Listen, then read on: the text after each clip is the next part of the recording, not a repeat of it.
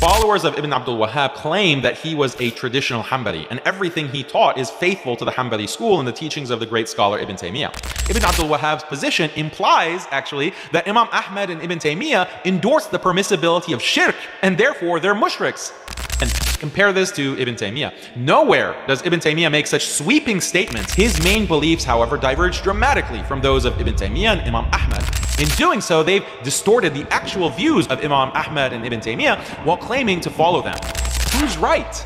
Giant scholars like Imam Ahmad and Ibn Taymiyyah, or Ibn Abd al-Wahhab?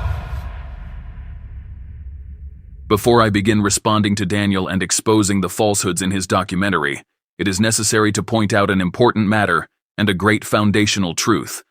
Daniel's problem lies in his belief that undermining Shaykh Ibn Abd al-Wahhab will somehow save his fellow grave worshippers and innovators from being labeled as misguided or from the charge of disbelief. He assumes that by attempting to sever the link between the Reviver and Shaykh al-Islam ibn Taymiyyah, as well as the esteemed Imam Ahmad ibn Hanbal, he can thereby invalidate the arguments and evidences found in the words of the Shaykh and his followers. But he is deluded.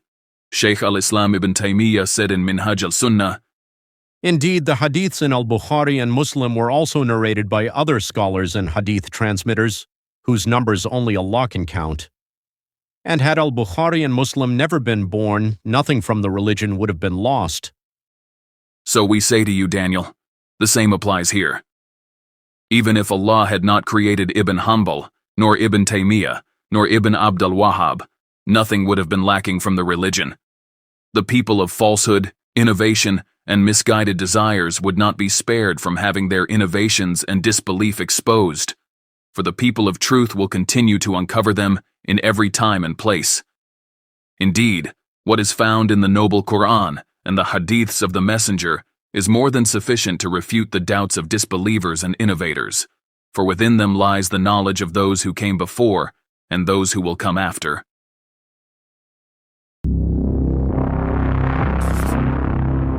One of Daniel's earliest attempts to mislead viewers is when he portrays that the division of Tawheed into 3 categories was an innovation by Ibn Taymiyyah, later adopted by the Wahhabis.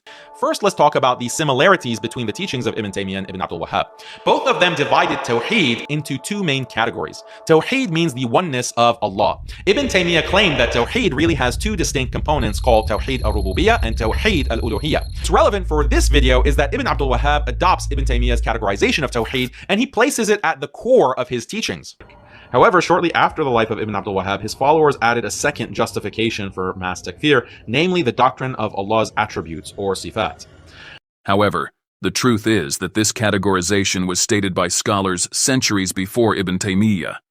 In fact, some scholars claim that Abu Hanifa and his 2 companions were among the earliest to mention this division. But here, I will suffice by quoting the words of Imam al-Hafidh Ibn Battah al-Hanbali, died 387 AH, from his book al-Ibana al-Kubra, in which he clearly outlined the 3 categories of Tawheed. Al-Hafidh said, "The foundation of belief in Allah, which it is obligatory for the creation to affirm in order for their faith in Him to be sound, consists of 3 things. First, that the servant believes in His existence, so that he may differ from the doctrine of the deniers who do not affirm a creator. Second, that he believes in His oneness, so that he may differ from the ways of the polytheists, who acknowledge the Creator but associated others with Him in worship.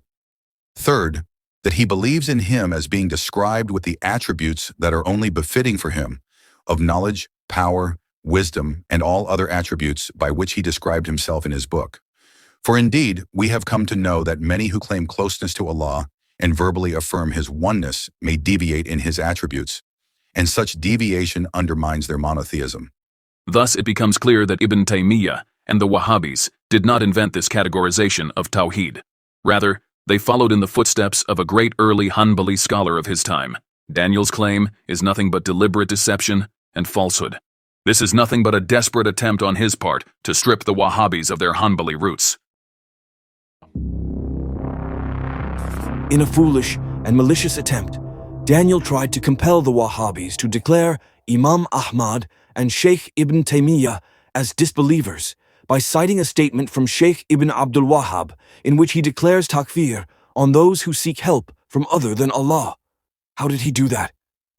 He brought a narration about Imam Ahmad allegedly asking for help from some angels when he got lost during one of his journeys, based on a weak hadith that supposedly legitimizes this act.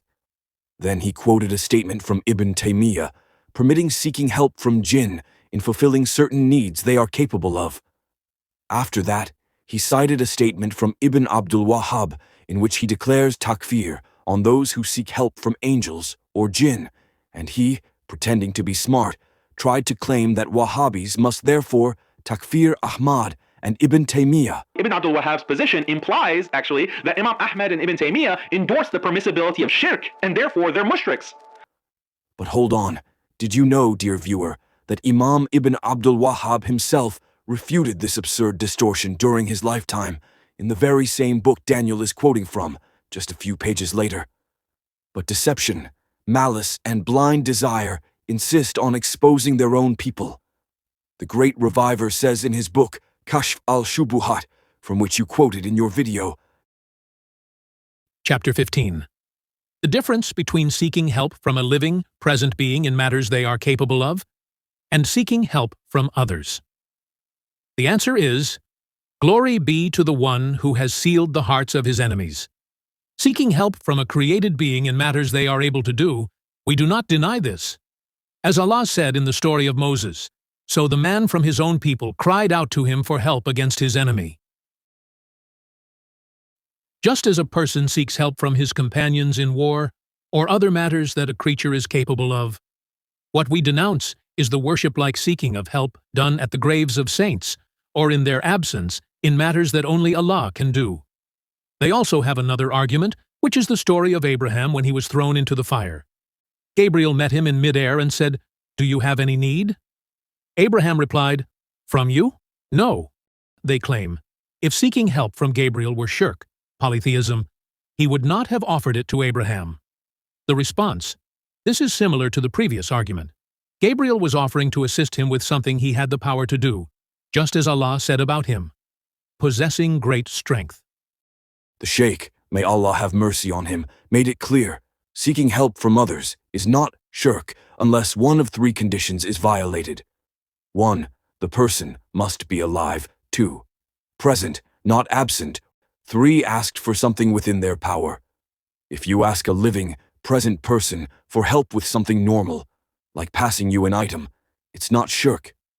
But calling upon the dead or someone absent, or asking for things only Allah can do, like forgiveness, provision, or healing, is clear major shirk. Now consider the scholars' examples. Imam Ahmad spoke of angels created by Allah, present in certain places, who help believers by His will. How is that like calling on a dead saint in his grave? Ibn Taymiyyah allowed seeking help from a living jinn present and able, just like asking your servant for water. So who in their right mind compares this to calling upon the dead, believing they hear and respond? This is a false and foolish analogy, born of confusion and delusion, or the likes of Daniel and his kind. In yet another lie, Daniel claims that when Imam Muhammad ibn Abd al-Wahhab said that shirk and misguidance had spread throughout the land and that his own teachers did not understand the meaning of La ilaha illa Allah, he was thereby declaring the entire Ummah disbelievers. However, the Shaykh, may Allah have mercy on him, explicitly denied this interpretation on multiple occasions, including in his letter to Abdullah ibn Suhaim, where he said, "If you realize that the truth is with me, and that the religion of Islam today is one of the strangest things, I mean the pure Islam that is not mixed with shirk and innovations, as for Islam as opposed to outright disbelief, there is no doubt that the Ummah of Muhammad, peace be upon him, is the last of the nations, and upon it the hour will be established." But Daniel refuses to accept such clarifications because his mind is incapable of reconciling different statements. So I ask, is it rationally or religiously impossible for shirk to spread widely, leaving only a small group upon pure Tawheed? Absolutely not.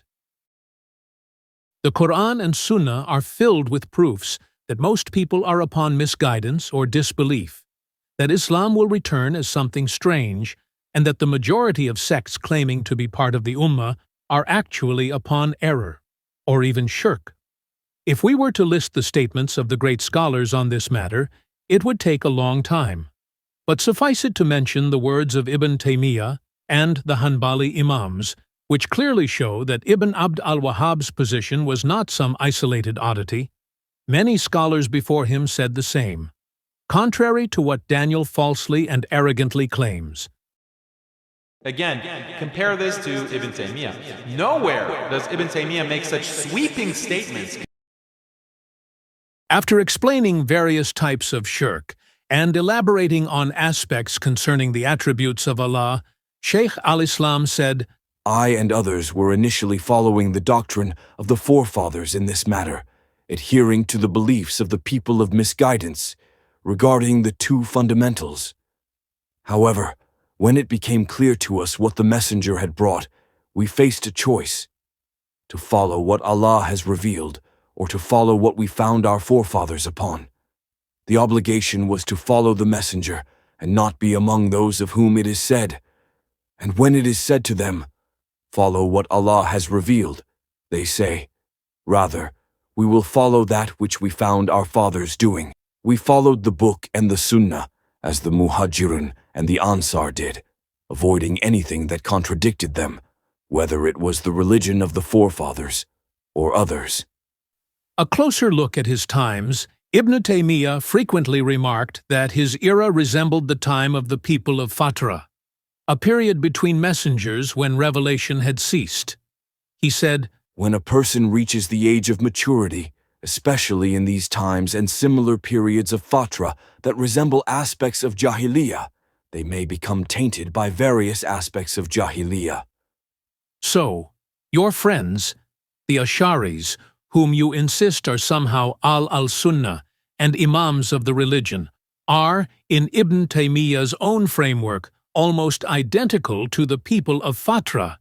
Also, Imam Ibn Abd al-Hadi al-Hanbali echoed a nearly identical concern, stating, Tawheed is singularity and exclusivity, and most of creation does not know the reality of Tawheed.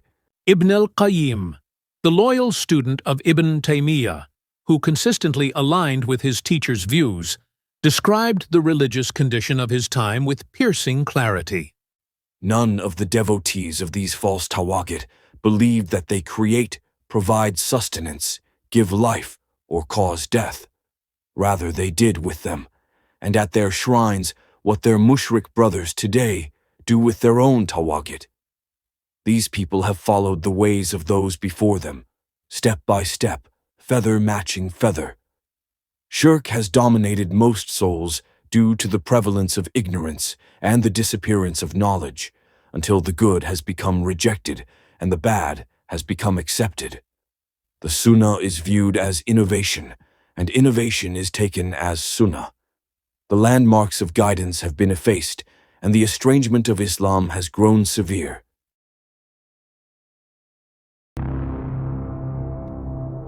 In a rather amusing attempt to portray a contradiction between the approaches of Ibn Taymiyyah and Ibn Abd al-Wahhab on the issue of the excuse of ignorance, Daniel presented a statement from Ibn Taymiyyah affirming the excuse, and another from Ibn Abd al-Wahhab denying it, then concluded that their views were contradictory. To preempt objections, he cited additional statements from Ibn Abd al-Wahhab affirming the excuse of ignorance, claimed this was a self-contradiction, and even suggested that Ibn Abd al-Wahhab was engaging in taqiyya. Ultimately, he concluded that Ibn Abd al-Wahhab disagreed with Ibn Taymiyyah on this issue. Ironically, Daniel, who arrogantly claims that Ibn Abd al-Wahhab was ignorant of Ibn Taymiyyah's writings, is himself unaware that Ibn Taymiyyah, in many of his works, does not affirm the excuse of ignorance, and even describes the ignorant as mushriks. This is because he was famously ignorant and likely not aware of all the writings of Imam Ahmad and Ibn Taymiyyah. So, what will Daniel say after reading those texts? Whoever seeks help from a dead person or an absent human being, such that he calls upon him in times of hardship and distress, and asks him to fulfill needs, saying, "O my master, Shaykh so-and-so," then such a person is misguided, ignorant, mushrik, and disobedient to Allah by the consensus of the Muslims. He also said, There are 3 levels in this matter. The first of them is to call upon other than Allah, while the one called upon is dead or absent, whether from among the prophets, the righteous, or others. And worse than that is to say, "Forgive me and turn to me in repentance," as some groups of ignorant mushriks do. He also said, As for the grave of anyone other than him, then all those who travel to it are ignorant, misguided mushriks. And when they are at the grave itself, there is no one there to denounce what they are doing. So observe how he combined the descriptions of ignorance and shirk in reference to them, and such statements are frequent and repeated in his writings. Further confirming this as well is what we previously came across from the words of Ibn al-Qayyim, the distinguished student of Ibn Taymiyyah, in his use of the term mushriks for these grave worshippers. But hold on a moment. Does this mean that Ibn Taymiyyah was also contradictory? Or practicing taqiyya, just like Ibn Abd al-Wahhab, as this creature described him? In reality, both imams follow the same consistent path in this matter.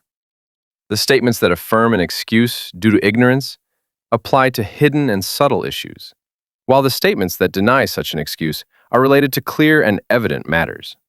However, the single-celled creature is incapable of reconciling between different statements and assumes they are contradictory, or that the speaker is practicing taqiyya.